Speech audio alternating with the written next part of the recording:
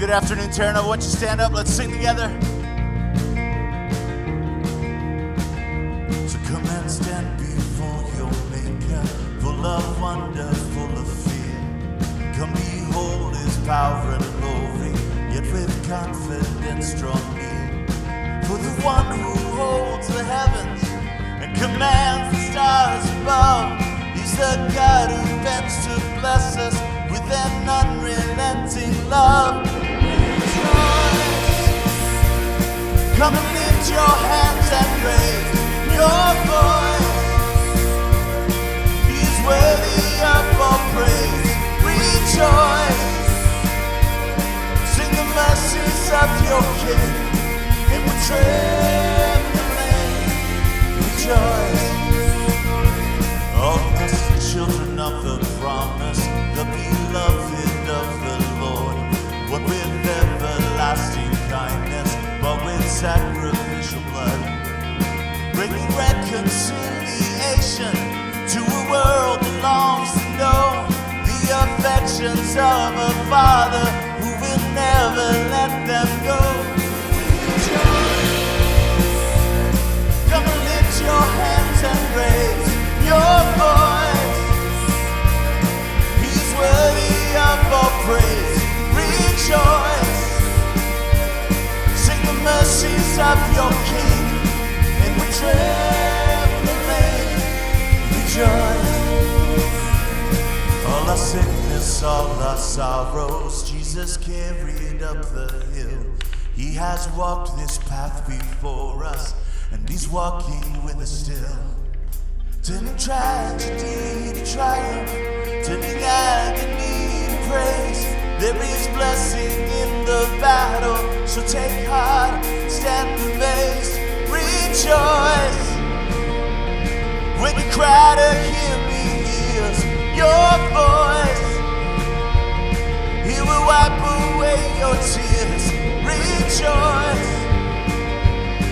In the midst of suffering, He will help you sing, rejoice. Come and lift your hands and raise your voice. He's worthy of all praise. Rejoice. Sing the mercies of your King, and we're trembling. Rejoice.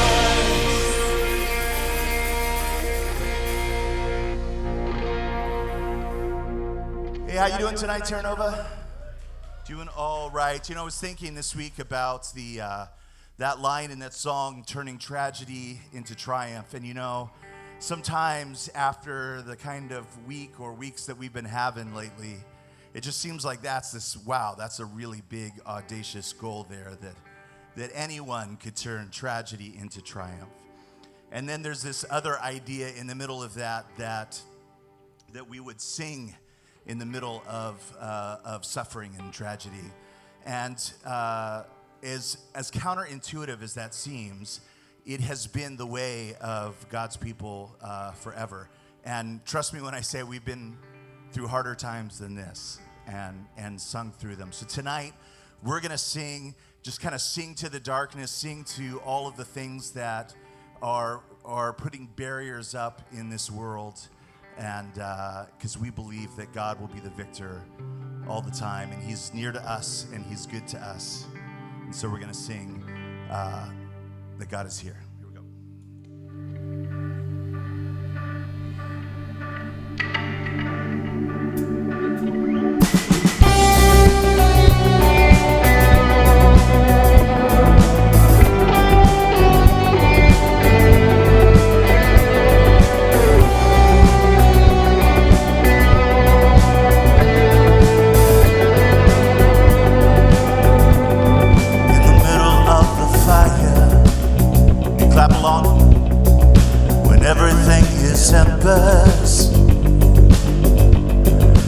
That my heart remembers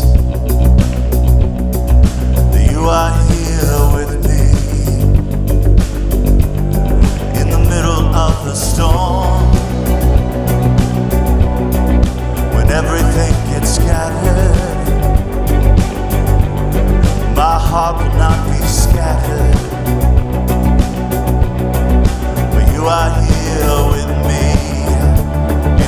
call out your name. Whenever I call out your name, your answer always is the same. There's truth that comes and sets me free. You are here with me. In the middle of the battle, this song will be my war cry, so my heart cannot deny. You are here with me. In the middle of the wilderness, surrounded by loneliness,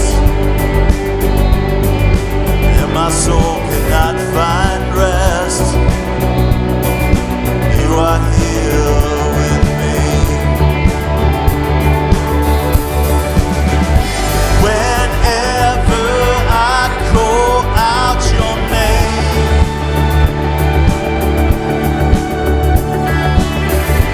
your answer always is the same.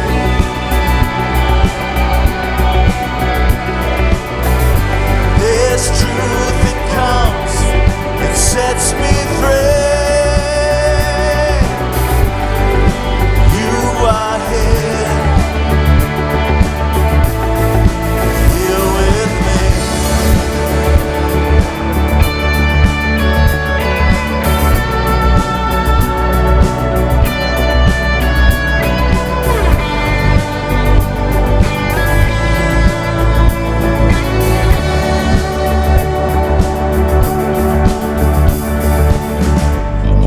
Whenever I call out your name,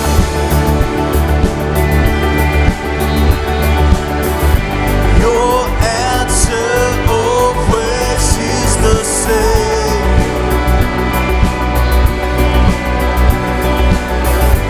This truth that comes and sets me free. You are here with me. Whenever I call out your name,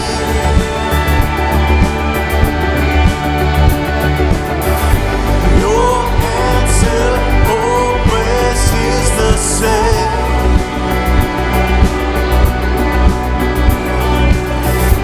There's truth that comes and sets me free. You are here with me.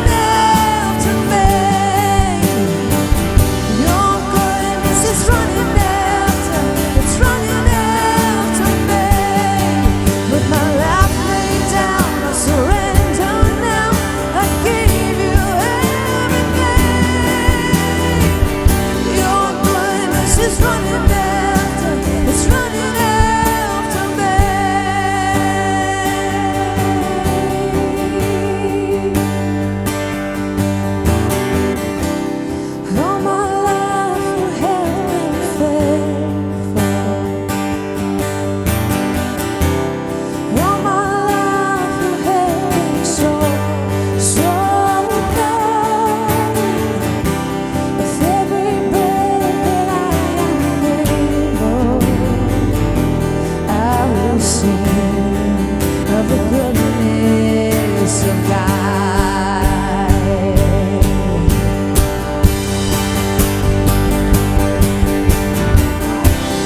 All my life you have been faithful. All my life you have been so good.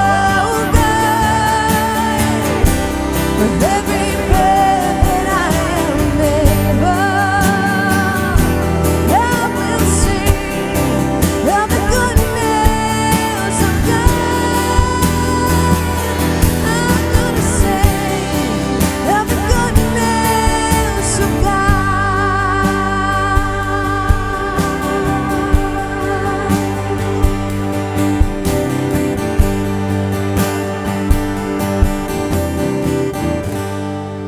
Yeah, we thank you so much that you are good. You are good to us and you are near to us, God. And we thank you so much for that. Amen. You guys can grab a seat.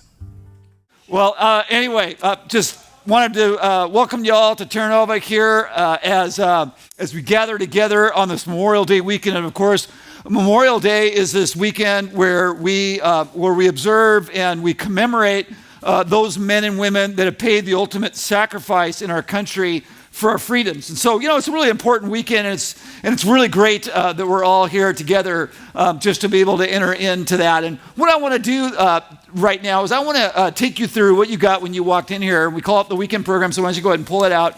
And as you look at it, you'll find, and open it up, you'll find some information about things that are happening, coming up, like turnover tours and baptisms and also Serve Day. But what I want to focus your attention on is this perforated tariff card that we have on the back called the Connect card. And it's real simple. What I'd like you to do is just to rip this off and to begin to fill this out. Because here's the deal is we use the Connect card together as a church community just to be able to connect with one another and to be able to check in and see how each other are doing, to share some prayer requests that we can be praying for, and some other things as well.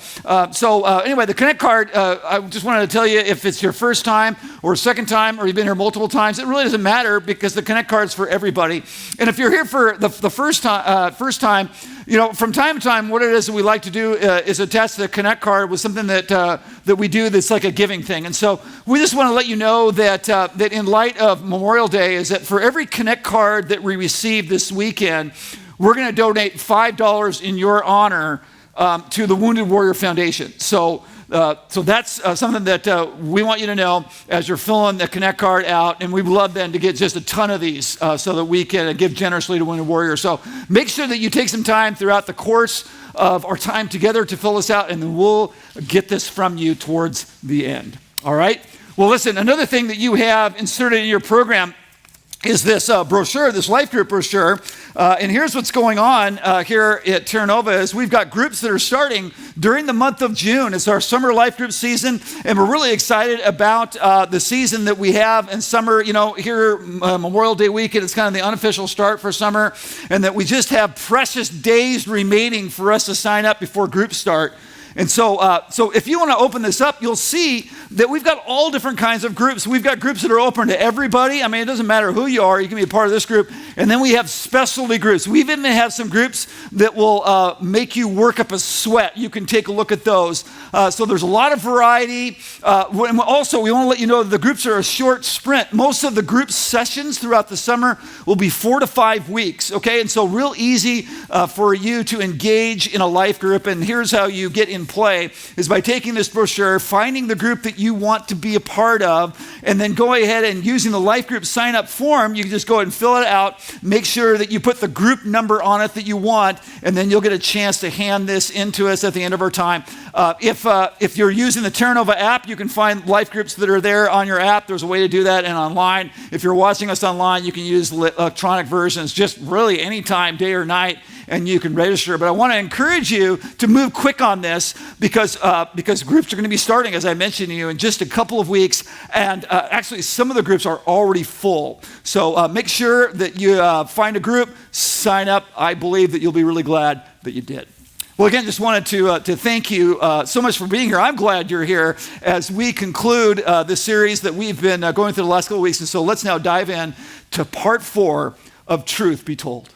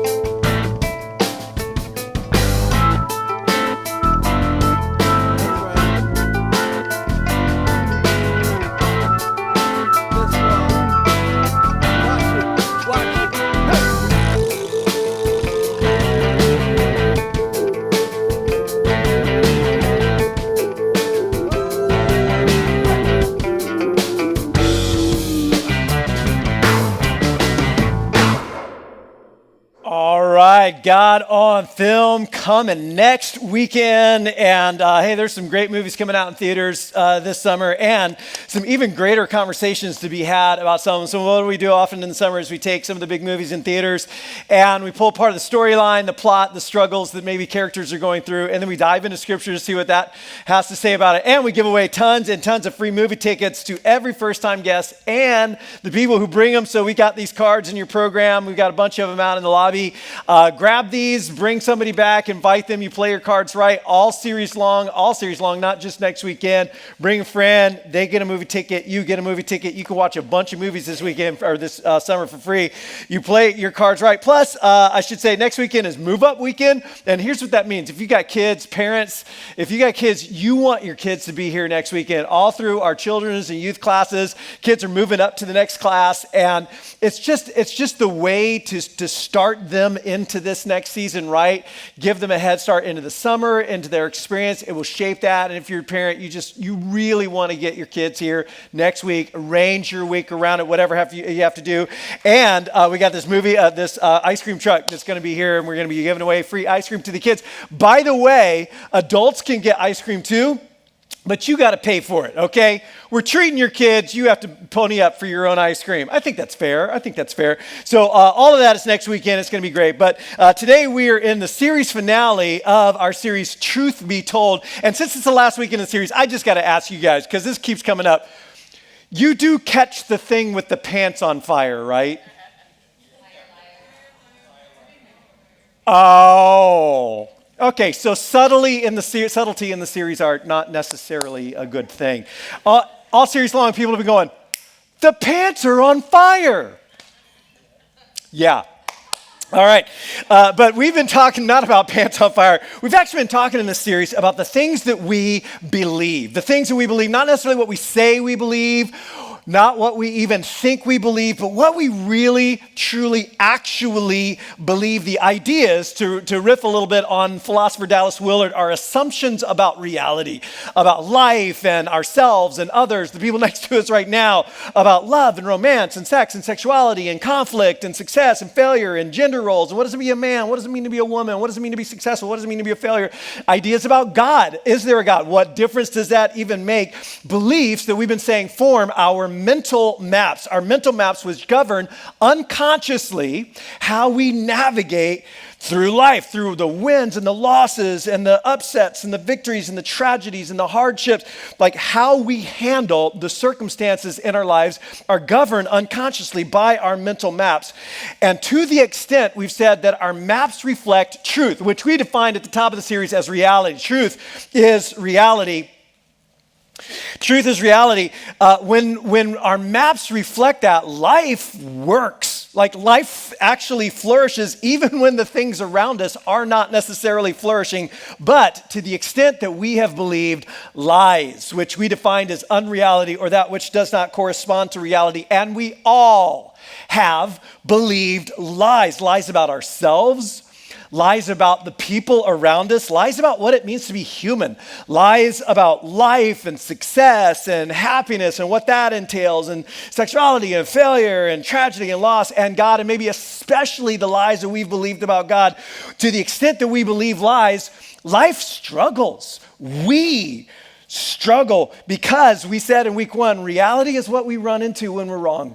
Reality is what we run into when we're wrong, and we can all relate to the struggles that seem to repeat themselves in our lives. They're just like on repeat. It just happens, often against our wishes, even against our own good intentions. Like, I swear that will not happen again, and then it does. It's almost as if something unseen in me is sabotaging me. And we all have, through hardship, through wounds and parent wounds and family of origin issues and our choices and media and daily messages that we're bombarded with, we have all added beliefs to our maps unconsciously, unwittingly, and by the way, uncritically. We do not evaluate these beliefs and then choose like, yeah, that's a good one. Like, I'm a failure, I'm a loser, and therefore what I do will fail. Like, yeah, I kind of like the ring to that. I'm going to drop that way down deep inside and let that run behind the scenes of my life. That's a good one. I'm unworthy and unlovable. Like the real me, I'm unlovable, and so I need to prop something up or look a different way, or I'm unworthy of lifelong, just healthy knowing and being known, authentic relationships. I'm not worthy of that. Yeah, that's probably true. Let me think through that, and yeah, I'm going to believe that people cannot be trusted. They will leave you. They will let you down, so you better keep your guard up. That sounds like a really smart, healthy belief. I'm going to add that. I'm going to just drop that down in here. But there are these beliefs, these scripts, these ideas that actually run behind the scenes in our lives, not things we would necessarily say or even think we believe, but those beliefs actually determine how we see what's happening to us and then how we feel and react in response to what's happening to us, which ultimately really shapes the kind of person we are. That what we believe determines what we see, which determines what we do, which eventually determines who we become. We do not see the world as it is. We see the world through the lenses of what we expect and think that we will see. And that shapes how we respond and react, which ultimately determines who we become, which is why recognizing and extinguishing the lies, the unhealthy ideas that we believe is really important. So previously on Truth Be Told, we began this famous quote. You've heard it before, even if you didn't know Jesus said it, he did. It's actually half a quote. The famous line is actually half of the quote. And the quote goes like this. I'm just going to say the first part and let you finish it with me. Here's the first part right here. You will know the truth, and the truth will, what is it? Set you free. Man, the truth will set you free. You've heard that before. Now, that's not the whole quote. That's only half the quote. Here's what Jesus actually said. If you hold to my teaching, then you're really my disciples, and then you will know the truth, and the truth will set you free. In other words, you've heard my teaching. You've heard the things I said, but hey, and here we all know this is true. Hearing is not knowing. Hearing is not the same as knowing. If you do this, if you do the truth, if you do this through repeated practice, bring this into your life through failure and success and working it into the fabric of your mental maps, then you will know truth. Not just know it, you will know truth. And that truth, as it transforms the way you experience and interact with reality, it will make you an incredibly free person. Now, Jesus is linking truth and knowing truth with real freedom, at which point we talked about this in week 1 of the series. The listeners pushed back to that statement with a response that is so ironic and full of denial that it's actually funny. They say, hey, what do you mean that we'll be set free? We've never been slaves to anyone. Exhibit A, the entirety of the Hebrew Scriptures. Exhibit B, the Roman Empire, right then and there. But Jesus just patiently redirects, doesn't really argue with them, just trying to go deeper, trying to draw the link for them and for us between what we believe and what we do and what we keep getting in our lives. And Jesus simply responds very truly, or truly, I tell you, everyone who sins is a slave to sin. That the choices, this is so profound, the choices we make in our freedom will ultimately enslave us. Choices that miss the mark, which is what that word sin refers to, that miss the mark of how God designed life to be lived, we will eventually be enslaved to that. And this, if you remember, launched Jesus and those listeners into this challenging debate, a debate between Jesus and some religious leaders who, by the way, are trying to kill him. That's kind of the subtext or the subplot of the story, in which Jesus begins riffing on an ancient origin story that's actually running behind the scenes of their entire conversation, a famous story of a place called Delight and 2 people named Human and Life, better known as Adam and Eve. And it's often seen as a story of temptation, but it's really a story of deception. It's a story of deception. It's the origin story of how everything went wrong.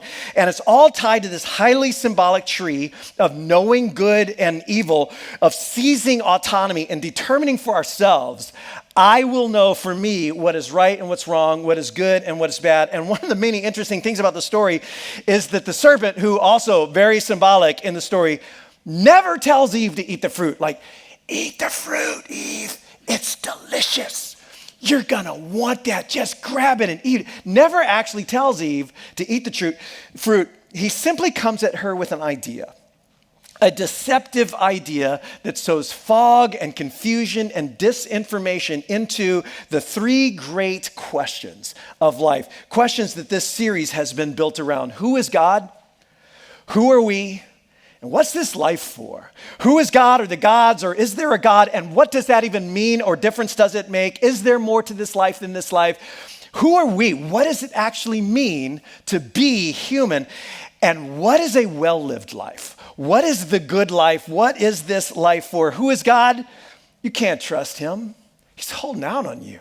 He's trying to limit you, trying to control you. His ridiculous restrictions have way more to do with him than they do with you. Who are we? Well, if you seize autonomy and you determine for yourself what's right and wrong, you can transcend the limitations that God is putting on you, and you can be like God. You can be the goddess or the God of your own life and your own universe. Identity is self-defined. You determine who you are. You define you. And what is a good life?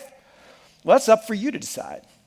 You determine that for yourself. Only your heart knows what is best and right for you. So you follow your heart and you follow your desires, and you will be happy and your life will be better. After all, that's what freedom is all about, isn't it? I mean, that's freedom. To quote Elsa from Frozen, no right, no wrong. No rules for me. I'm free. There's no right. There's no wrong. It's just what I decide, what I want. I'm free, which brings us back to Jesus' famous quote, "You will know the truth, and the truth will set you free if you hold to my teachings." Free. Now, free. We love that word right there. We love that word. It's Memorial Day weekend. We love us some freedom. Like, that's our thing. Liberty. We got a statue and all. I mean, like, we really are into the freedom thing. But is Jesus using this language like the way that we normally think of what it really means to be free? Does he mean that when he says that? See, our freedom, our understanding of freedom, and a little bit of history lesson for us. Many of you already know this, I'm sure.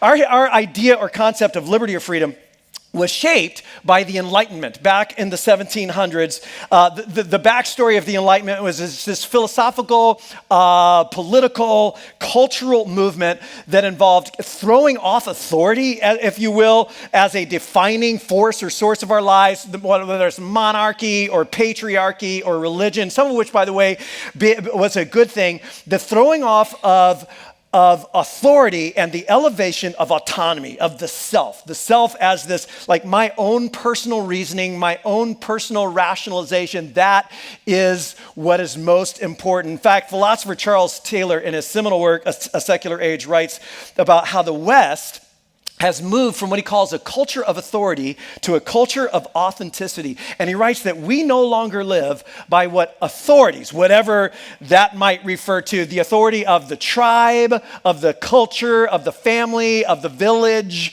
of the government, the nation, the religion, the faith, whatever that might refer to. We no longer live by what authorities tell us is right or wrong or tell us to do, but from what he says our inner authentic self wants to do. And freedom in the process was redefined subtly but significantly from historic philosophical underpinnings. Freedom was redefined to mean the ability to do whatever I want. That's freedom. Freedom is the ability to do whatever I want, whatever I choose. I'm free to do, in the words of the Bodines, whatever I want, any old time, right? And then slavery becomes anything that represses internally or constrains that ability to do whatever I want. It's freedom from all external restrictions, freedom from limitations, freedom from other people saying what I cannot do. But this definition, what we may or may not know, this definition, this understanding of freedom, what it really means to be free is not how freedom has historically been understood actually by anyone, by any people anywhere, east or west, north or south. This is a dramatic shift. In fact, it is a map of reality. It is a map of reality according to all history and all current scientific research that leads us far, far from the good life.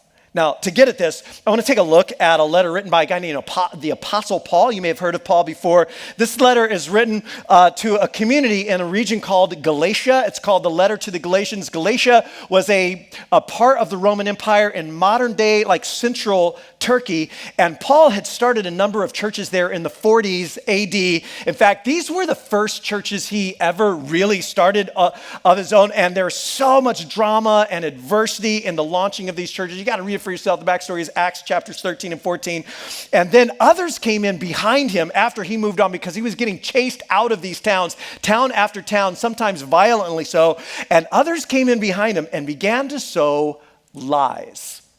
Lies, like false beliefs into their maps, but things that sounded so true and seemed so true and yet were deeply destructive. Beliefs and ideas that Paul was certain would enslave those friends of his. And so he writes this letter, and the letter is so personal and it's deeply emotional. And chapter 5 in this letter marks a turning point from dismantling the lie that has been kind of dropped in there and incorporating and applying some truth. And so he's been using this analogy of slavery and freedom. And here's what he says as he turns the corner and begins to apply this.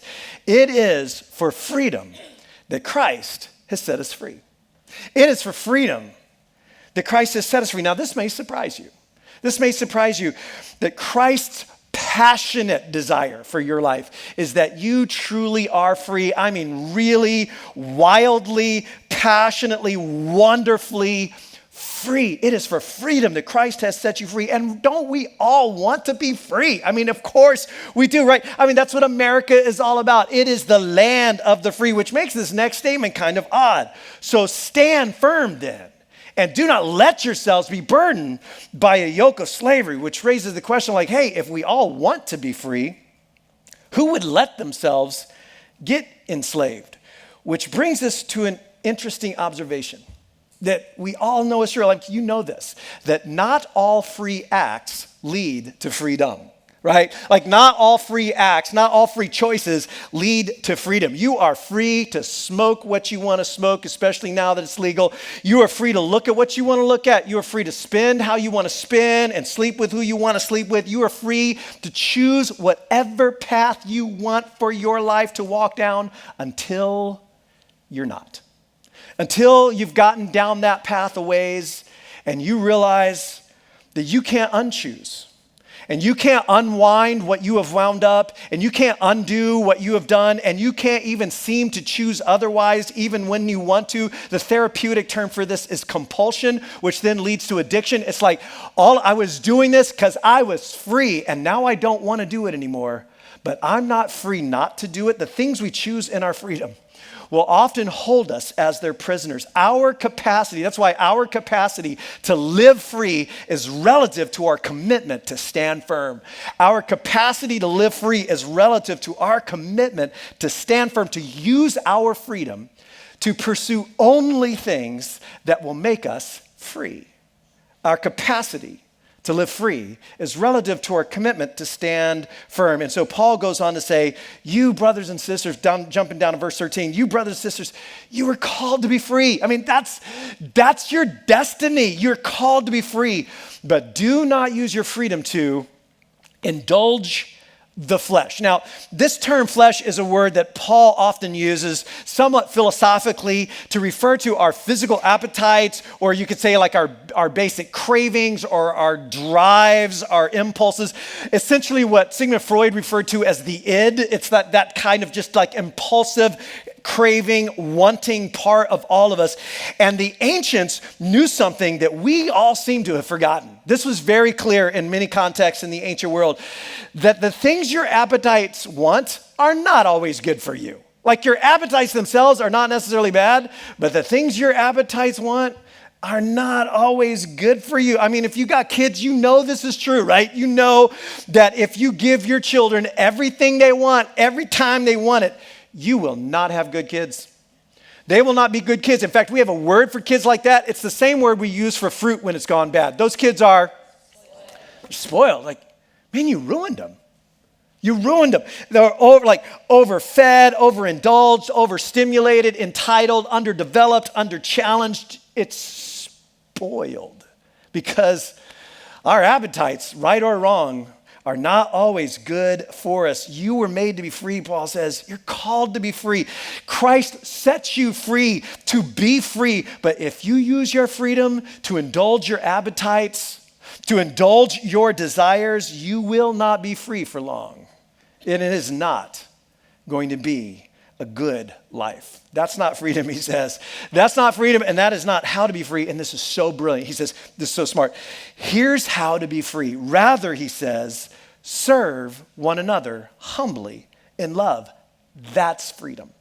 That's freedom. Serve one another humbly in love. That's freedom. And that's actually what freedom is for. And then he goes on to say, following Jesus' lead, that this line right here is actually an accurate summary of the entirety of the Hebrew scriptures and what was known as Torah or law. For the entire law is summed up or fulfilled in keeping just one command. There's just one rule you really need to know. Love your neighbor like you love yourself. Done. Like that's freedom. And it's interesting. It's interesting for me, for Paul, the opposite of just indulging my desires is serving in love.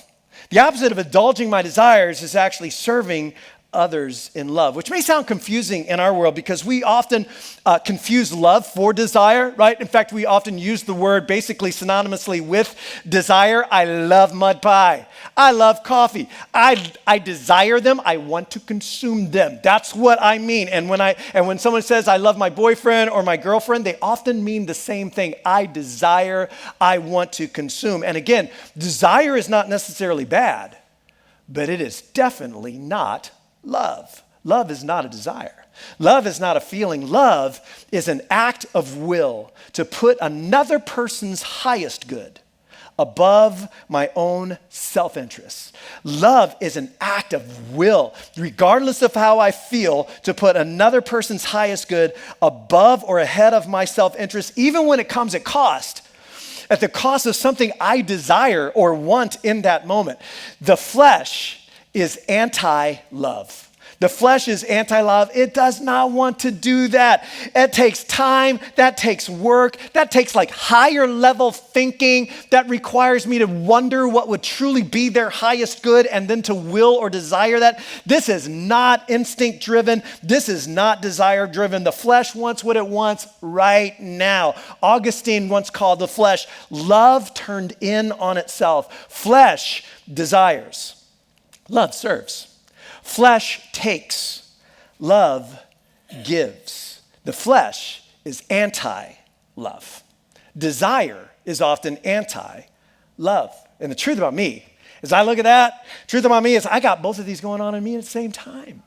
I have both of these often happening under the hood at the same time. Like there's this part of me that wants to be generous and creative and selfless and full of grace. And there's another part of me that is all about me. Like what about me and my needs and who notices and does anybody care? In fact, get this, I'm so crazy. I can be all about me while I'm serving other people. I know that sounds bizarre. Like while I'm serving something else, I can be all about me at the same time. Like here I'm doing this great act of service. Hello? Anybody notice? Like I just did that. Anybody? Like I can actually be about myself and what I'm getting when I think I'm loving somebody else. And so notice where Paul goes next. He says, here's the solution. Here's the solution. I say, walk by the Spirit.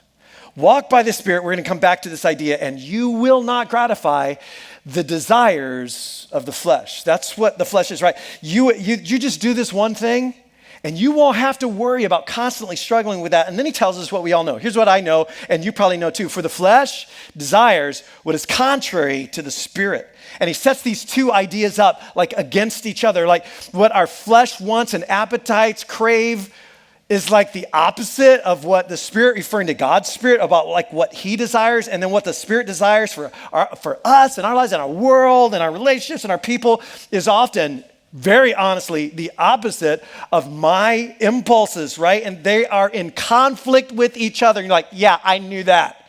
Like, that's my problem. And he says, so, get this, you do not do whatever you want.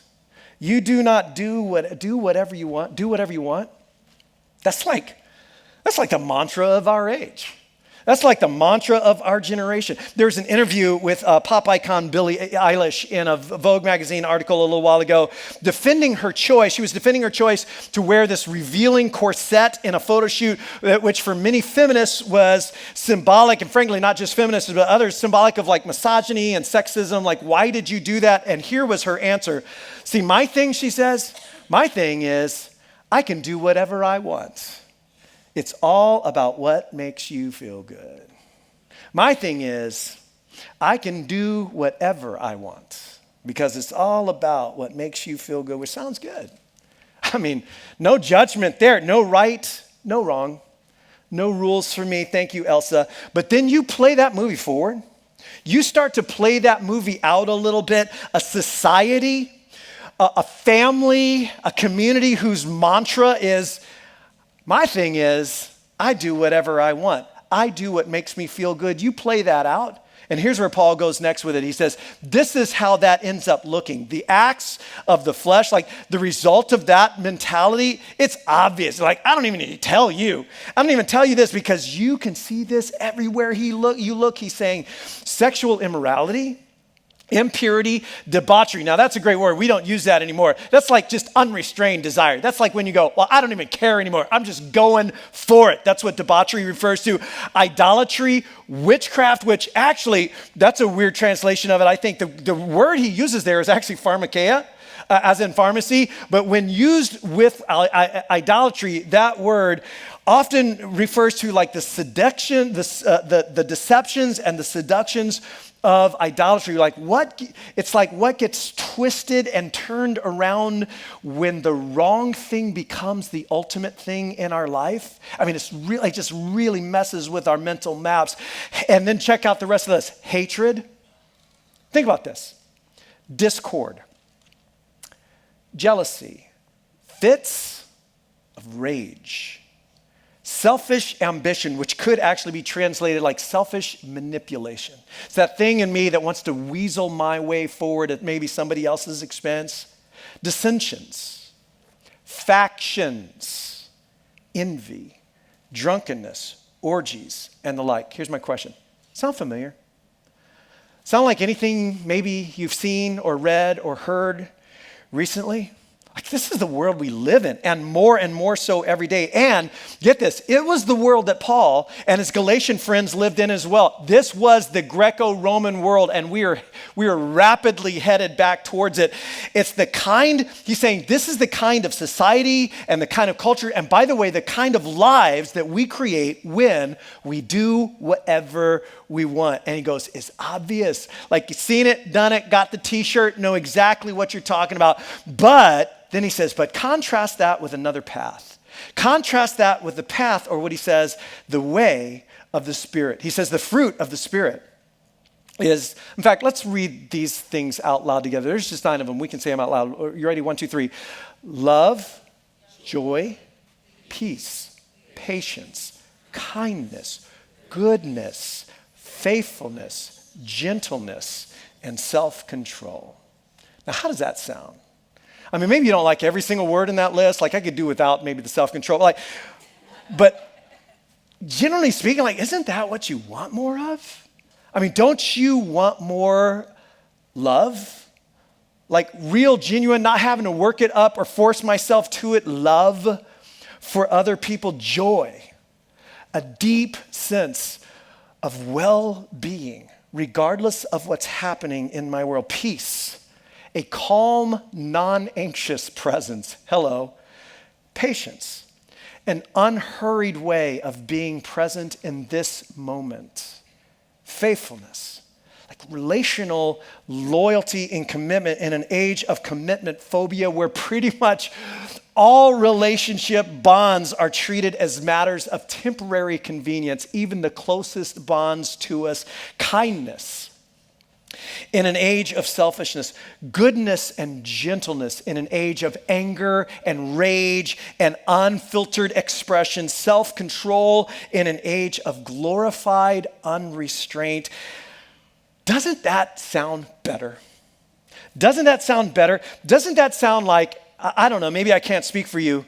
Doesn't that sound like what you really want? like what you really, really want. See, it turns out that our strongest desires are not always necessarily our deepest desires.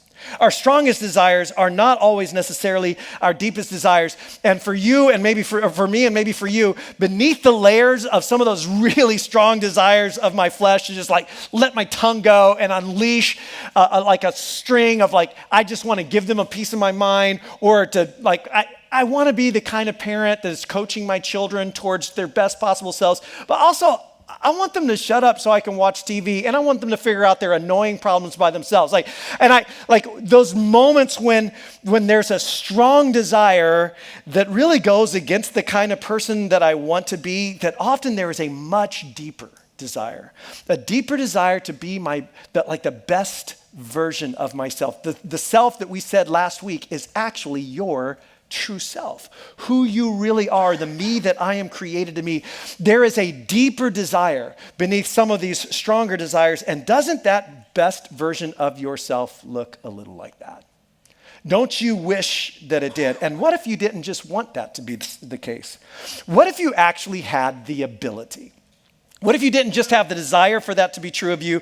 What if you had the ability for that to be true? What if in that ongoing battle of the desires that are raging under your hood as they are in mine, what if you were free to be that person? And now, see, we begin to move to a very different definition of that word freedom. See, false freedom is the ability to do whatever I want. You do whatever you want. You don't let anybody tell you different, and that's happiness. To define good for ourselves, to pursue and enjoy and say and do and sleep with and spin and fantasize about whatever we want to. This has become the dominant view of freedom in the West and in our culture now, and we are all being socialized into that view, one Disney movie at a time, one commercial at a time, one Vogue magazine article at a time. However, this is not how Jesus and Paul, or by the way, any of the ancients in any society viewed freedom or the good life. In fact, Andrew Sullivan in a New York Magazine article writes this.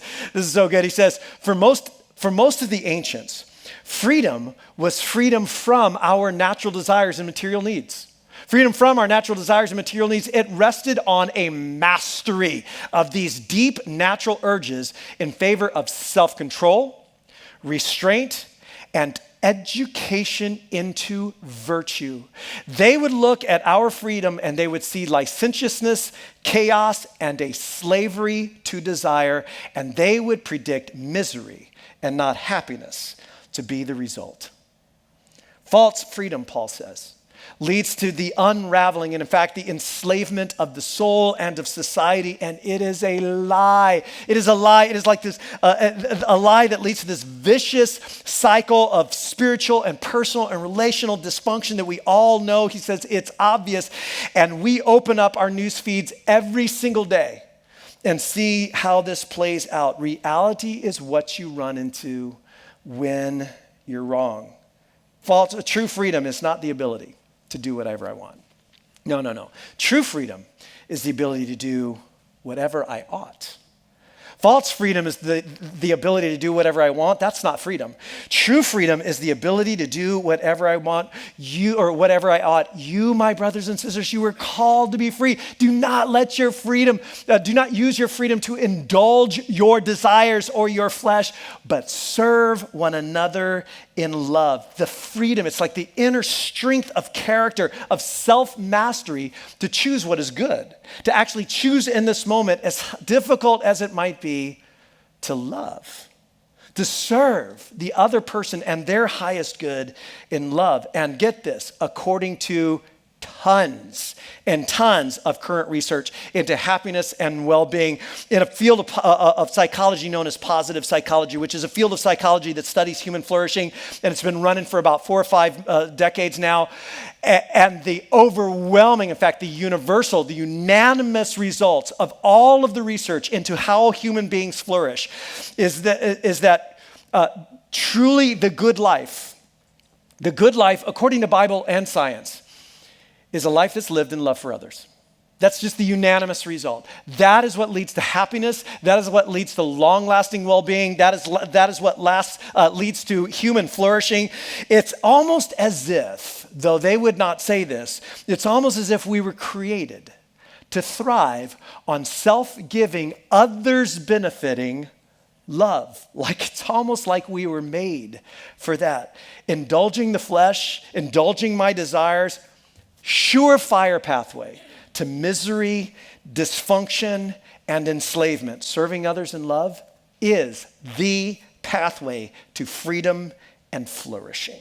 True freedom is the freedom to do what I ought. It's the freedom, the ability to consistently choose that, to ask what would be the loving thing to do. I mean, this is kind of getting unraveled here, and this situation is getting off the tracks, but what would be the loving thing for me to do this in this moment and to actually do that, which means to the extent that I'm not able to do that, to the extent that I don't have the capacity to choose that, even when I kind of want to. You know what that feeling's like? Like I wanted to do the right thing. I wanted to do the loving thing. I did not seem to have the ability to do so. To the extent that I don't have the ability, then I am not actually free. I'm still enslaved to the gravitational pull of the impulses and the desires, and they're like, pull my string, and here's what starts to happen that aren't who I really want to be. It's kind of like comedian Ron White is famous for saying, I had the right to remain silent. Unfortunately, I did not have the ability. And to the extent that I don't have the ability, I'm actually not a free person. I'm still enslaved. So, how do we get there? As we wind down this series, as we wind down today, how do we get there? How do we move from being enslaved to these desires that are not who we really want to be towards this true expression of freedom and human flourishing? Paul in this section, and this becomes a bit simplified. He actually mentions two important things. These aren't the only two things, but we're going to end with the two things that he says in this section about moving towards this in our lives. And he begins, this journey begins with a constant act of my will to stand firm. It is for freedom that Christ has set us free. Stand firm, to not allow myself to fall under a yoke of slavery, even when that yoke of slavery masquerades so deceptively as freedom. I can do what I want to do. I mean, it just sounds so good, but I go, no, that's a lie, and that will enslave me. Not going there. I am going to stand firm. It begins with this constant act of my will. Now, this has, until very recent years, mind you, been a constant in philosophy and ethics and education. In fact, this idea is the basis of liberal arts education, believe it or not, the idea of self-mastery. Of self-mastery, which is a combination of self-discipline, my ability to do what I don't really want to do when I need to do it, and self-control, my ability to not do what I kind of want to do when I need to not do it. That's self-mastery, like self-discipline and self-control brought together, self-mastery, which is like a muscle. It strengthens as you use it. It weakens when you don't. And this journey begins with this constant act of will to stand firm and not allow myself to be brought or fall under slavery again. Paul goes on to state this so firmly. Here's a line you will never read in a Vogue magazine article. Those who belong to Christ Jesus have crucified the flesh with its passions and desires. Crucified, like nailed it to a cross. Now, what Paul states in the past tense, have crucified the flesh, I believe this is part of that constant choice of will to crucify, to take an active personal stance against the things that are not loving, that are coming out of me, to stand against those desires, to not indulge them, to not give them free rein. And in the moments when I do indulge them, and I do, it's like, oh, and it felt for a moment so delicious, but it is going to come back as a poison, right? In those moments when I do indulge, I quickly move against it. The moment I realize it, I quickly move against those desires through humble, often embarrassing confession. And I need to own that was not actually true, the thing I just said, or that the way I talk to you, like my kids, like, oh, I'm so sorry, honey. That was not right. I am so sorry. I should not have said that, or the way I said it, like the humble, embarrassing acts of just confession and crucifying that thing and making amends. How do I make this up to you? I began to take this active stance against those desires. It begins with an act of will, like this constant act of will. But here's the deal, and we all know this is true. Willpower alone is not enough. Willpower is great. Willpower is great. It's a good thing to have. We need a power greater than our will. We need a power greater than ourselves. We need, as Paul says, God's Spirit. So here's how he ends. After saying we have crucified the flesh with its passions and desires, he says, since we live by the Spirit, like this is who we are. This is the real you. This is who you truly are. This is who we are. You know what we do? We live by the Spirit. That's what we do.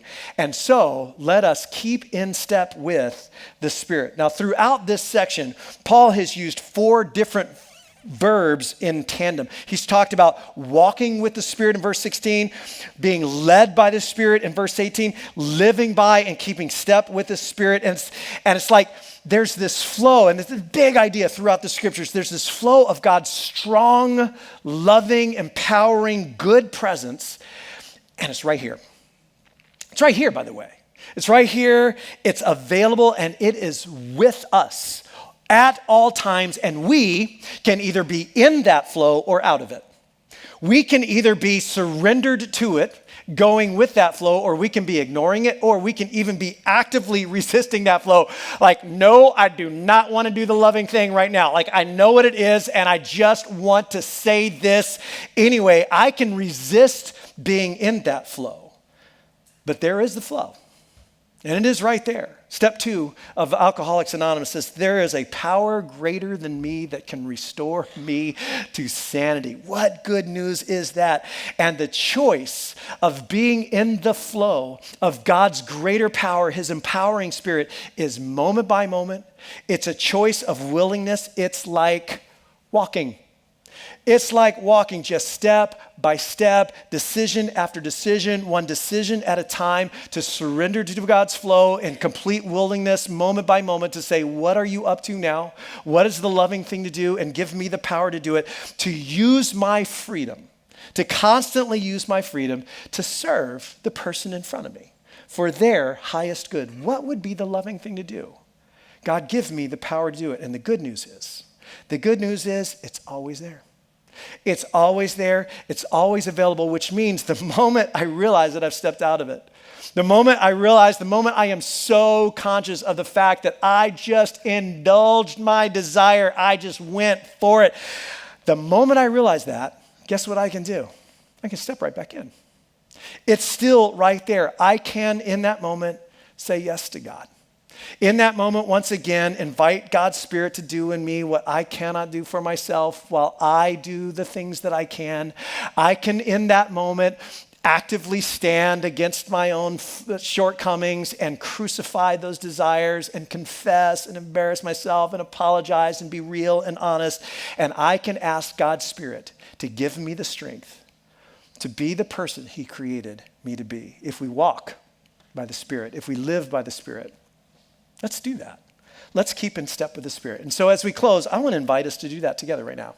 Just as like to bow our heads, close our eyes, and invite that into our lives right now, to step into that flow. And so as you bow your head, close your eye, I don't know where you're at spiritually. I don't know what your day is like. I don't know what your week's been like. I know this season is a difficult one, and I know this week has been hard for many. But I don't know on a personal level where your choices have taken you, where your relationships are, where you are at in relation to choices you've made and the desires that seem to at times overwhelm you. So I don't know where you're at, but wherever that is, this is a great moment to just say yes to God. Just tell him yes. I would love to be that better version of myself. Heavenly Father, that person of love and joy and peace, oh my goodness, patience, kindness, goodness, gentleness, faithfulness, self-control. I would love to have that growing in me, becoming who I really am. And so in this moment, I surrender to you, to this power greater than me, to the flow of your Spirit. And I pray for all of us as we walk out of this room, just into the week or into our Memorial Day weekend, that we would have the awareness step by step of being willing and responsive to you and how you might be guiding us, to being loving in that moment. And the moments we catch ourselves out, that we would just be quick to step back in and say yes to you and start again. And I pray that in Jesus' name. Amen. Thank you so much for coming. By the way, if you've gotten anything out of like this week or any of this series, you can always show or share this with friends around you, wherever they are, across the country, across the world, really. YouTube.com, Our Terra Nova. Share it. By the way, if you did get something out of this, invite them back with you next week as we kick off our brand new series. It's going to be great. On your way out, before you jet, I just want to remind you about that Connect card that Lyle was telling you about. And if you're a guest, again, thank you so much for being here. We'd love to hear from you, just whatever part of this you feel comfortable filling out, even if you don't want to fill out the whole thing. We would love to hear from you. And remember, we're going to be donating $5 for every single one of these cards to the Wounded Warrior Foundation because it's Memorial Day weekend. So you can throw this card in the offering baskets by the doors on the way out that the guest services teams will be holding. You can also throw your offering envelope in there, and you can throw this whole summer life group brochure in there. Signing up is so easy. Lyle was telling you about this. Just write the group number and your contact information. You can also scan the QR code. You got all this. Go online. Our website's right there as well. Sign up for a group. Groups are about to start, so jump in. Don't miss it. You can drop this brochure in the offering basket, and of course, you can drop your offering envelopes in the basket as well. By the way, this weekend is something we call Terra Nova Tours. It's tomorrow, right after the 11 a.m. service, and a bunch of people are signed up, but walk-ins are welcome. If you're thinking about it, or if, that's the first time you've heard of it, at 12:30 next door here tomorrow, and we got free lunch, free childcare, and we'd love to have you. It's a great way to get to know more about Terra Nova and maybe take your next step around here. And then don't forget, next week, come back as we kick off our brand new series, God on Film, with this movie right here, I think. Check it out. Am I right? I am not right. Okay, that's just a see you later then. That was it. I thought we had a trailer there. Okay, God bless you guys. Have a fantastic week.